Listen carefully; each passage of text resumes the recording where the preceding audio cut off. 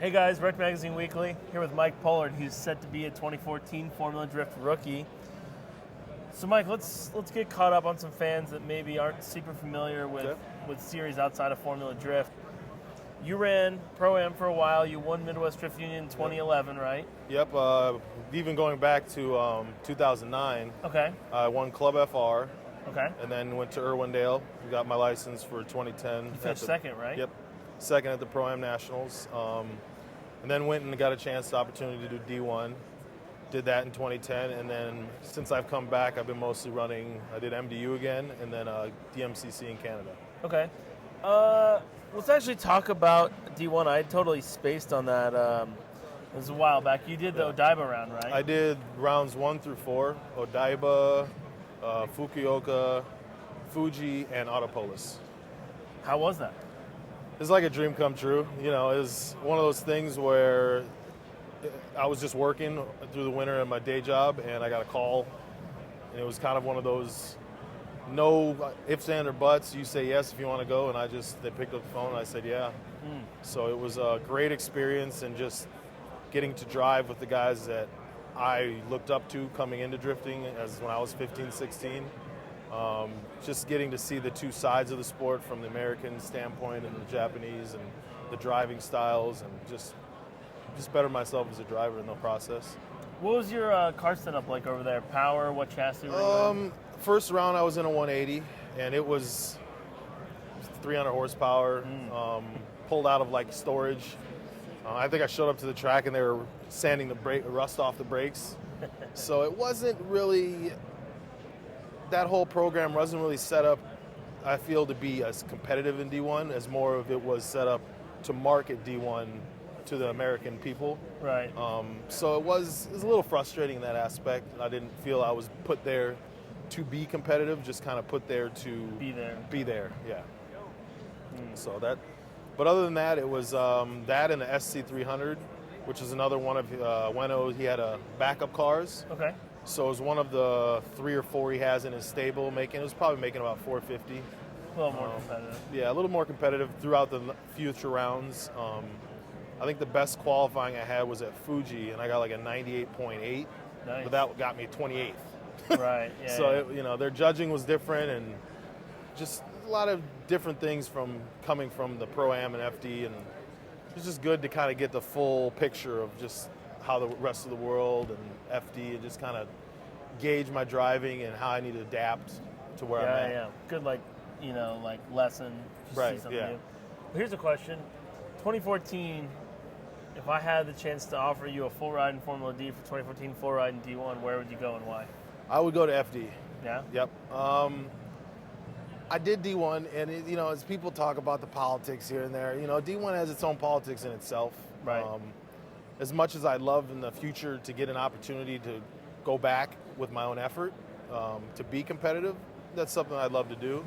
But at this point in my career, FD is, not only are they the premier sanction around the world, but it's just, as a driver now, I've kind of been waiting for that perfect storm to do FD, because it's just so hard, and I don't have the funding, not just on the family end, but just, everything out of pocket like a lot of guys. So, and just seeing how the years have been progressing is just because I've been around since the beginning of FD. So it's kind of just sitting in the background and seeing how it's been growing and growing, and the car builds. It's to come out of a Pro-Am level these days to go straight to FD, that step is huge. Right. And I want to be able to do it and know that I can be competitive out the gate. That's kind of, I want to go to Long Beach and open eyes. I don't want to kind of just, that's kind of a good finish. I would love to podium. That's kind of my drive at this point. Yeah. Now, Formula Drift, yesterday, I don't know if you were at the driver or the press conference, Yep. They announced that they're going to have a Pro 2 series, which is essentially like, basically kind of replacing the whole that XDC's left. It's like 4 rounds of Formula D. I mean, you obviously have your pro license for 2014. You're able to run pro. Is it something you're considering to run the Pro 2 as well? Because I did talk to Ryan, and it's possible that drivers can run both. I don't know how I feel about it, just because I feel like the whole step into FD is a financial step, and that's the hardest part. Of course. So the things XDC was, had, where the hardest thing I find with a lot of younger drivers is the travel. Yeah, absolutely. It's the one thing where I tell kids you should go to Canada to expand your driving in the Pro-Am classes. They're like, oh, it's 15 hours. And it's like, you're going to have to bite the bullet at some point if you want to be competitive and travel. Right. So I'd love for that to work out.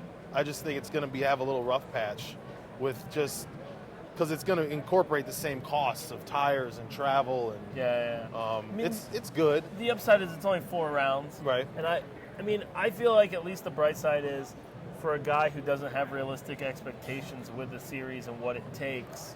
I mean, obviously you probably have some more realistic ones because you haven't jumped into the series, right? Yeah. Like at least for a guy who was going to go do all 7 rounds of Formula Drift without a competitive car necessarily, at least he can go do the 4 rounds in Pro 2, get his ass kicked and go, oh man, like I need to go come up with a plan before I do this 7 round and build a 700 type horsepower car. Obviously there's no backward steps with it. It's positive for the community. I just like to see how it's going to work out. But it is good because it will allow drivers that maybe won't be able to get into the spotlight. Because to me, it's unless you make top 16, you don't get announced. Yeah. And that's where I feel the show is. You have to be in front of the crowd, announced. That's the sponsor coverage. So it'll give everyone else that if they're going to be live streaming it, it'll just help that next group have access to the international market viewer-wise. Totally. Before actually hitting in the top 32 competition. So that would be good. Absolutely. And I guess you mentioned recommending drivers go up to Canada. You ran 2012 DMCC. Yep.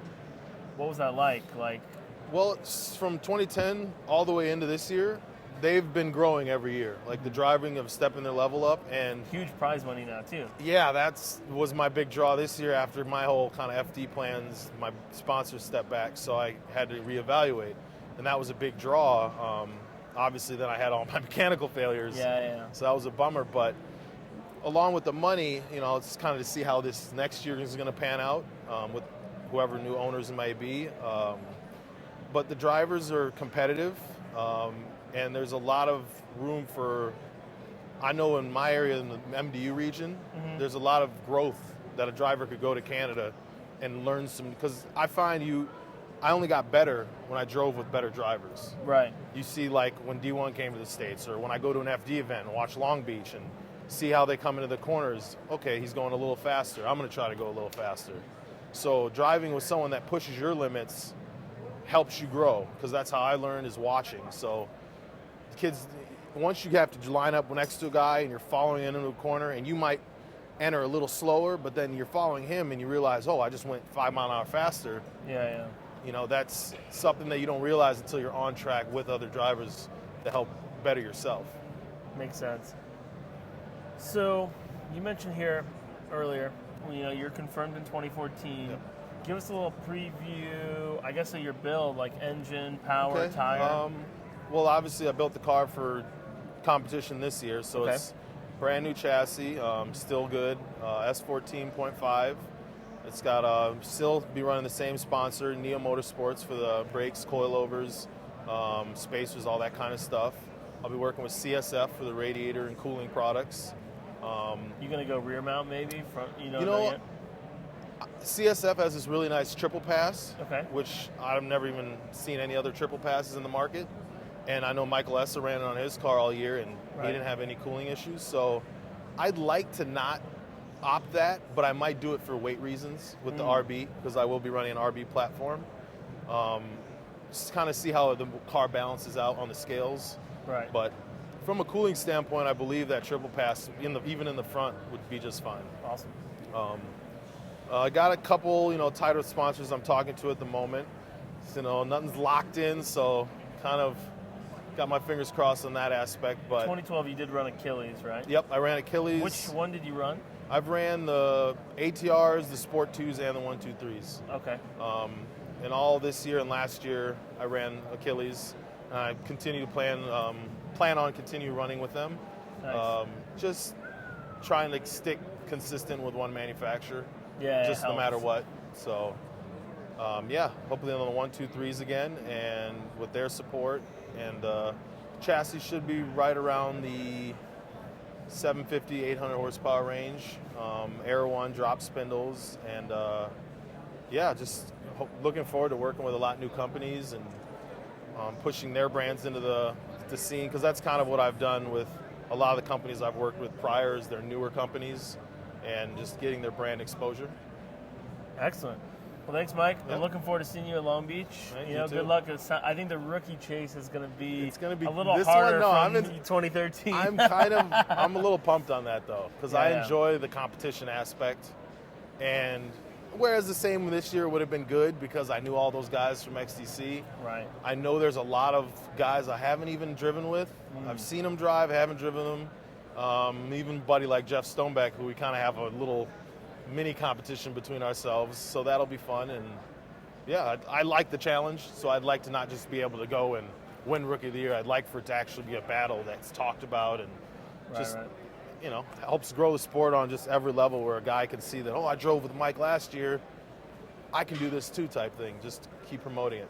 Definitely. Well, good luck, man. So thanks a lot. See you in Long Beach. All Good right. luck.